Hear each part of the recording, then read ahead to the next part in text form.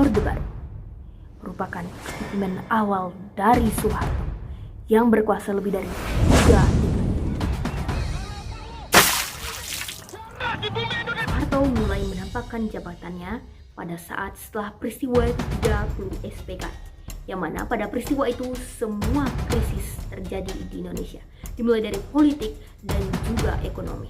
Kemudian pada 11 Maret tahun 1996, Soekarno mengeluarkan surat 11 Maret atau lebih dikenal dengan Super Semar, yang mana surat ini ditujukan kepada Soeharto untuk bisa memberikan wewenangan kepada Soeharto untuk menjaga ketertiban dan juga keamanan di Indonesia.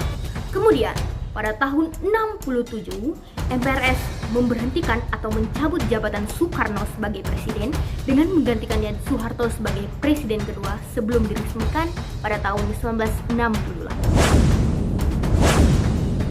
Soeharto menjalankan kebijakan stabilitas dan pembangunan ekonomi secara merata, menggunakan bantuan negara-negara barat dan juga skala internasional. Menerapkan program BREPITA, yaitu perancangan pembangunan selama 5 tahun, yang mana program ini bertujuan untuk menguatkan pertumbuhan ekonomi, pangan, dan juga infrastruktur di Indonesia.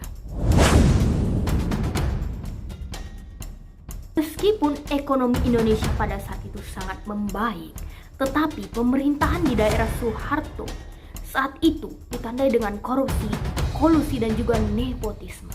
Operasi besar-besaran terjadi di berbagai seluruh Indonesia, di berbagai daerah oleh mahasiswa.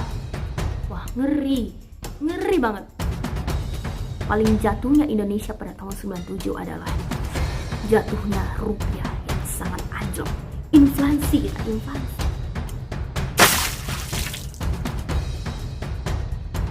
Tahun 98 dari rakyat, politisi, mahasiswa menggencarkan bahwa Soeharto harus mundur dari jabatannya karena pada saat aksi demo terdapat salah satu mahasiswa tewas dalam demonstrasi.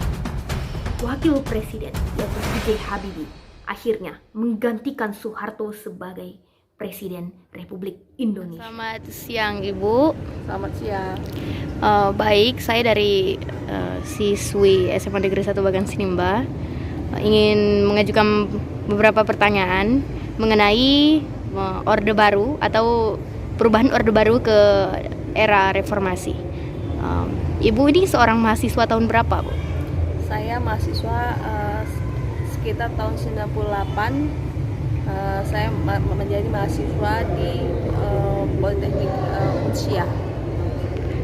Wah, tahun 98 itu, Bu, kan dengan ada beberapa kericuhan tentang penurunan Presiden Soeharto pada saat itu kan. Jadi, apakah Ibu itu dulu kan mahasiswa lagi demon-demon yang besar-besaran itu di berbagai daerah. Jadi, apakah Ibu ikut menunjukkan aksi perasaannya pada saat itu?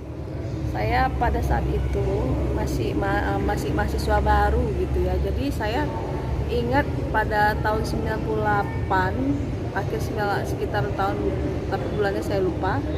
Jadi waktu saya datang ke kampus untuk perdana masuk, ada kira-kira 1 bulan setelah saya masuk di kampus, tiba-tiba pada pagi hari itu kami dihadang oleh beberapa kakak kelas. Kami bingung ada apa gitu. Ya udah, kami dinaikkan ke dalam truk semua. Saya pun nggak tahu tujuannya itu awalnya ada apa. Namanya saya baru beranjak dari SMA ke mahasiswa. Ternyata baru tahulah kami dibawalah ke gedung DPR, gedung DPRD Blok Semawe, Aceh Utara.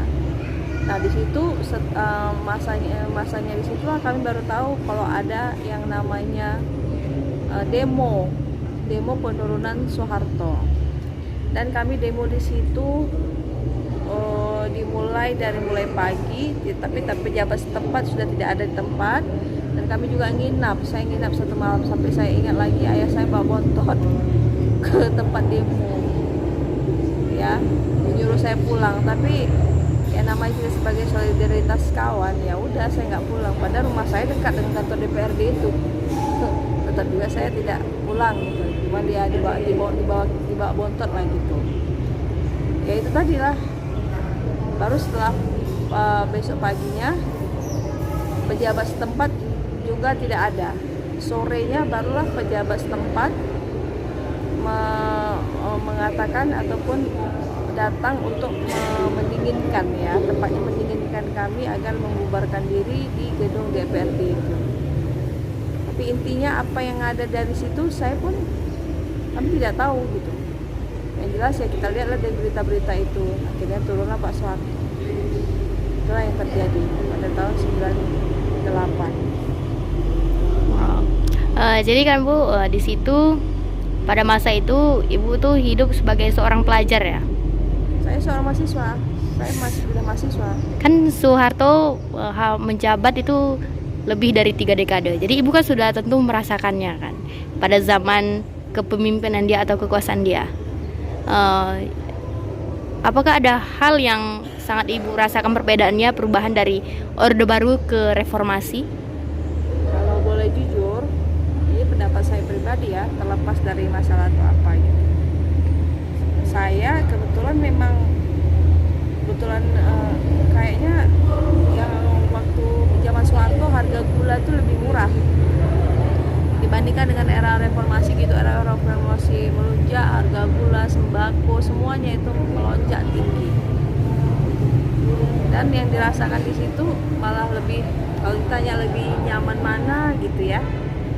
Terlepas dari masalah korupsi atau apa, saya pun nggak ngerti itu ya. Yang jelas kalau saya pribadi kayaknya berdasarkan mama saya mau ngomong gitu, semenjak era kalau turunnya Soeharto di situ harga naik sampai ada namanya ikan krismon, muncul lagi namanya ikan krismon.